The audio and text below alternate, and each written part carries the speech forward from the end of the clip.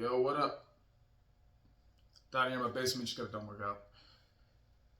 Wanted to talk about fatherless young men again, some of the problems that we're running into. Personally, I believe that it is the number one issue of our era in the United States right now. Um, Young men need role models. They need somebody to look up to and to guide them through things. We're stubborn. All people are stubborn, but at the same time, I know how stubborn a young man I was, right? I didn't really much have a father growing up. He was there in and out, for the most part, not a reliable individual to be there to look up to and to guide me through life. Even as an adult, you still need somebody there to kind of guide you through that. Fortunately, I've been blessed with some wisdom and some a good foundation, biblical foundation. A mother who was always there to help me. Now a stepfather who's decent as an adult. I kind of had to learn my way without him, but someone at least I can talk to now. Good friends. And a decent support system that I carefully curated through friendships and through acquaintances and through work, through working through these things, therapy, so on and so forth, military background. Not that I was ever a good soldier or anything, but just kind of going through the motions and learning what it means to develop discipline, to develop an outlook beyond my immediate purview. So some of the things that I wanted to talk about was, but in reference to these fatherless young men, is that approximately in the United States, these are all approximations, there's nothing actually cemented, in perfect form.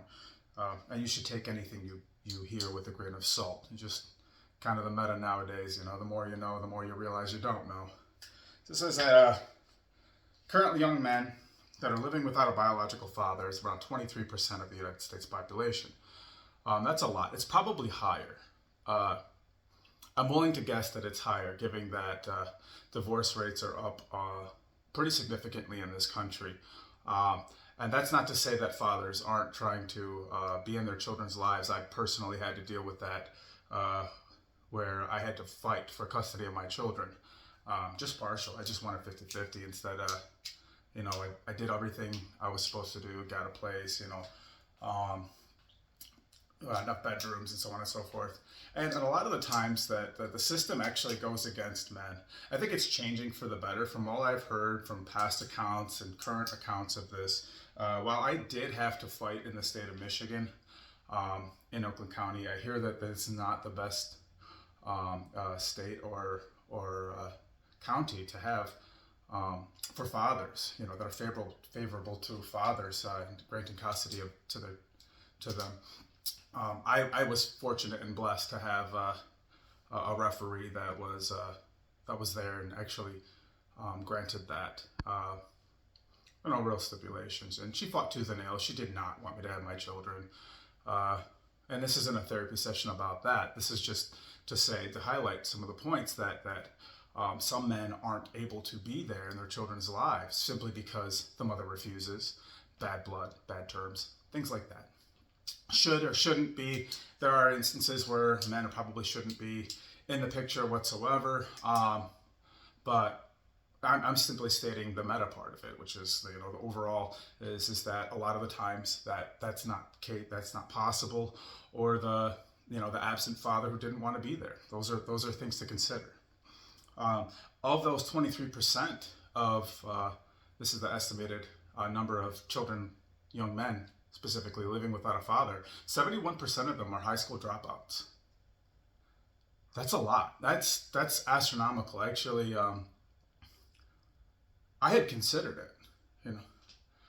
I had seriously considered being a dropout at one point in my life, and multiple times I think in my life. And some of what I decided to do was to fight through that and really overcome. And I didn't want to be a statistic. I remember specifically my dad saying, you'll drop out, do this tarot card reading bullshit when I was like 15. So one of the times I saw him once a year or something, did a tarot card reading, which is really great fatherly advice, obviously, tells me, I see you dropping out of school. You're going to be a dropout. You're going to struggle to find work. You're going to struggle to, which fueled me, really. I was very, very resistant to anything that he had to say. I didn't respect him. I didn't like him much. But what kind of fatherly advice is that? I think that we should be hard on our children to a certain extent. If you don't this, then this will happen. You have to give them the root of reality. And let them know that your actions have consequences. But to distill in your children that you have zero faith in them, it's just the wrong answer. The incarceration rate, you're twice as likely to get locked up with growing up without a father. Another thing that I experienced, I was fortunate enough to never actually be locked up, going to jail or prison, but I did get into a lot of trouble. I was almost arrested a few times. Went on probation, underage drinking, underage, stuff like that, and gotten in trouble with the law a couple times. Got on probation, put on youth probation, then I got in trouble again, so then they put me on adult probation for the next 2 years. Fortunately, I never got in trouble again. Not that not that I couldn't have, just that I didn't. Fortunately, I dodged some of those bullets, pulled a Neo in the Matrix, and joined the military. But I didn't have a bright outlook. Where one of the big things that a father does is he instills confidence and competence within their young sons. They need that. Men need a figure to look up to, a hero, a king, to really a totem representation, which is just to say that they need a role model. An idol, someone to look up to teach them, to guide them, to be there. And it doesn't have to be in their father's shoes. My dad was a martial artist. So one thing I always wanted to do, and I was always interested in, was fighting. And I got good at it for various reasons that I'm not going to get into. I would say great at it, but, I hold my own. And I think it's an important skill for every man to have. It's important to get punched in the face. Mike Tyson said, as just famously said, everybody's got a plan to get punched in the face. Yeah. And if you've never been punched in the face, I recommend having it done to you a couple times. Not just once, not just twice, but a few times. Get your ass beat. Normalize getting your ass beat. I think I think that builds character. It builds a sense of, what? I got my ass kicked. It's not the end of the world. It's not the worst thing that could have happened. Cool. Got back up and take care of whatever needs to be done. It's important. And it's a skill. It's a skill. Taking a punch is a skill. And anybody who's been punched in the face repeatedly will tell you that. But that's a metaphor for life. You get knocked down in life. You lose your job. You lose your confidence. You lose your family. You lose so many different things. Those are metaphors for getting punched in the mouth. And none of them are planned. And the punch that you don't see coming is the one that knocks you out in boxing or in combat sports. It's the punch you don't see coming, or the strike that hits you that you never saw coming is the one. You'd be ready and geared up and bam, bam, bam, I'm good. And it's a little clip on the chin and you're ducking under. Boom, you didn't know it was coming. Or you get sucker punched, you know what I mean? That's life, sucker punching you pretty frequently. But you'll notice that it's not the end of the world for you. At least you should know that. You should know that. And that's what a father is supposed to be there for. But to us young men who didn't really have fathers, and I mean that, I really did not have a father there to guide me. Some have had even less than I have. I was fortunate enough to have the opposite, the inverse. I had a dad who was not very present, very selfish, kind of cared about us at times. Would be like just the most immaculate father for like 5 minutes or an hour, and then he was just gone doing whatever he was doing. He was absent. He was a very absent father. It's hard to develop confidence through these types of things. And if you're only paying lip service to your children and teaching them, just do this, just do that. Well, you don't see the fruits of those things, especially in the short term, because we're so short-sighted in things, especially children. if this happens, then this happens, right? If X, then Y, or and we don't see that, right away. You want immediate payoff. You want instant gratification. Well, most things, realistically, that are worth chasing don't happen right away. Like if you built a business, you're going to be a millionaire over fucking night. It takes you a lifetime to build that and accumulate that. Some people are lucky and do it differently, but that's different. Those are the exceptions, not the rules. You don't develop a love at first sight relationship, and never expect to have problems. It's not a fairy tale. And that's in anything, in the best of situations. And for young men, you need another male to be a role model. In my case was the inverse, what not to be, a vow not to be, which is actually kind of a poor form. It's a poor form because you end up being that which you chose, you decided you were never going to be that. Well, life has an inverse. Like, I won't do this, I won't do this, you end up doing some of those things. I'm not a perfect father by any stretch of the imagination, but I learn from my mistakes and I'm trying to improve on them. And as well, anybody should. But for those of us, and I say young men, I'm not much of a young man anymore. I'm kind of middle aged. I'm 41. But a lot of these young men, they're 16 to 20, 20, 28, 30 years old, just entering the primes of their lives and don't really have a direction. They become very nihilistic. And what does that mean? They don't really believe in anything. They just kind of do things. They look for gratification in anywhere that they can find it, through women, through porn, through drugs, alcohol, partying. The constant thrill seeking. Those things don't add up to any type of a gratifying future. There's no foundation in it. You can't build on anything like that. One of the other statistics I'm looking here is that 20%, this is 19 to 20% of fatherless young men are idle in the workplace by their mid-20s. They don't have a job. And these are statistics that are growing rapidly, actually, right now. You have people going into the workforce and leaving, 5 years later. You went to college, for 4 years. You did a 4-year degree. So say 17 or 18, you leave when you're 21, 22, and you graduate, right? And then you go to participate in the workforce, and you have this degree. You spent $40,000, $50,000, $60,000 on this degree at this university, and you go into the workforce not doing anything that related to the field of study that you pay this massive sum of money for. And you're stuck working at a job that pays you $15 to $20 an hour. I mean, shit, $30 an hour isn't anything anymore. It's quite radical how fast the inflation actually is. Don't believe what they tell you with their numbers, where they're like, oh, it's a 3%, 4%, it's all inflation's at no. And if you're stupid enough to believe that, then you deserve it. Then you absolutely deserve it. Or you're just ignorant, and I don't mean that in a negative, or to deride you in a negative context. It means educate yourself, learn about what actual inflation is. Don't believe what the people who lie to your face tell you.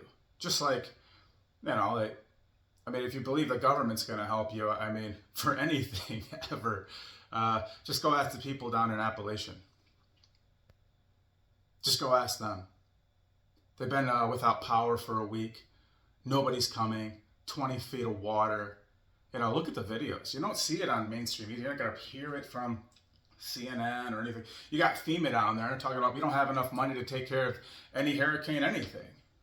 Where's your fucking tax dollars going? Oh, to Ukraine. Oh, to Israel. Oh, to gender studies. Oh, to Pakistan. For what? Oh, we don't have the money to take care of the people that were starving here in the United States. And then they're denying help to those people down there anyway. Anyway, that's a different topic. One of the other statistics for young men is that suicidal ideation for these fatherless young men, 60% of young men without fathers deal with some form of suicidal ideation, feeling worthless or pointless. Like it goes into that nihilism. You work your ass off. And I wanted to finish up on that rest point I was talking about. You know, these people that go into these jobs for 5 years and leave because they're working at McDonald's, they're working at the clothing store, they're working at Walmart, Walgreens. You know, they end up doing something and fall into something that doesn't correlate with their degree, and they get fed up. I'm sure they're very disgruntled, they're upset, and they're like, this isn't what I decided to sign up for. So they leave. They're like, well, I'll just get fired, or I'll just quit. I mean, I see it at my job, you know. I see it in other places too, where people just become so disgruntled, so upset, and so frustrated that they just give up. And it's easy to do nowadays because it's kind of the zeitgeist in the air. It's nihilism, this mindless self-indulgence. These people just, and it's not all correlated to for no reason at all. It's because it's hard to see hope in not only today's economy, but with your neighbors, your people, your community. You know, this growing fatherless, young men epidemic that we are experiencing. We don't have good, strong young men. And I don't say that to deride you. I'm not trying to dissuade you from your journey of becoming a man. It's just hard to become one. It's very hard to be a man. You're not born a man. You're born a boy, a baby. Men are forged. I firmly believe that, and I don't think anybody could convince me otherwise. Men are forged. Women are born innately. They have that. A natural woman is a more attractive female, and I think that most men would agree with that. They're born with their value. They're born with that beauty, that innocence, that compassion. That's what we seek in our partner. But what women seek in a man is typically competence. Competence is taught and forged. They want a competent, strong man who can protect them at all times. That will protect them and will will die for them. And now we got a lot of boys running around that are 40-year-old boys. 30-year-old boys. Me. Think about being a man. It's not about you. Jordan Peterson said, famously, if you know who he is, look him up. If you don't, he said, your job as a man is to take the biggest thing you can carry and carry it. And I would go one step further. It's just that you take the biggest thing you can carry, and then you train to carry something heavier than the biggest thing you can carry. Overtrain that so that you're prepared for that punch in the mouth.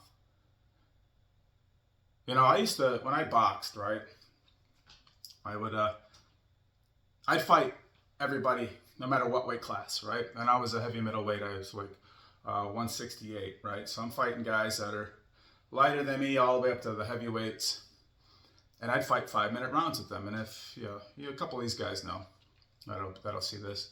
Maybe you will, maybe you won't. But I would train 5-minute rounds with them. And I'd fight every single person in that gym. Why? Well, my rounds were only 3-minute rounds, 3-minute rounds. But if I'm fighting 12 rounds of 5 minutes, then 3 minutes ain't shit. 3-minute rounds, that doesn't mean anything. That's nothing. That's nothing. So I'm not saying that it's the wisest thing to do is to train that way, but to train to train harder than life is going to be is important. If you don't see the point in life, then there is no point. And if you can't see the point in it, then there's nothing for you, and that's unfortunate. And fathers are supposed to be that guide stone for us all.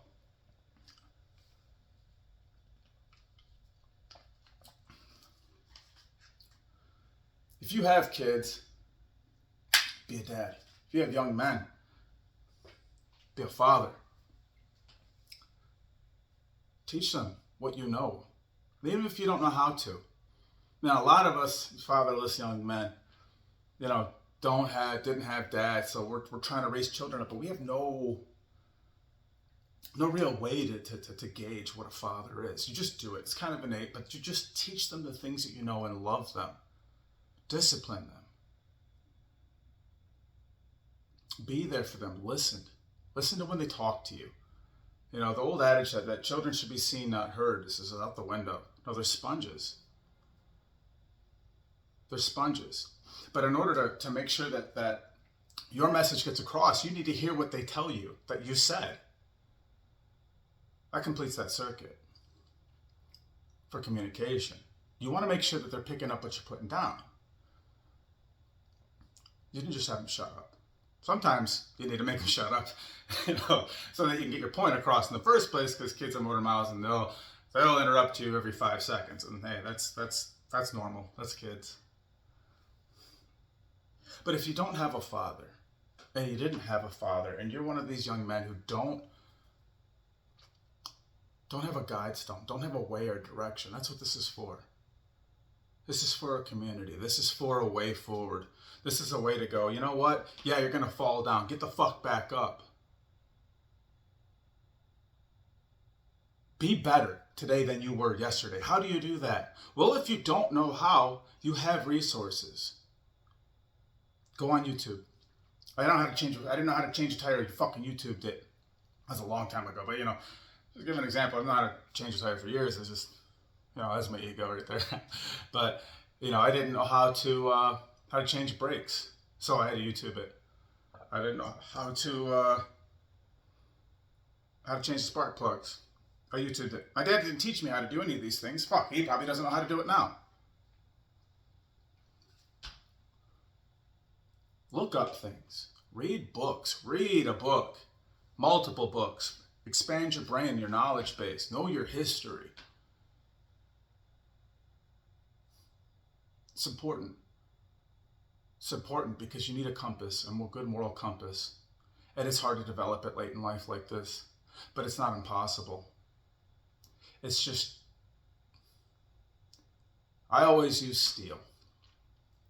Right now, us fatherless young men are rusty, dull knives. Right? We need to be polished before we can be sharpened. We need a new handle.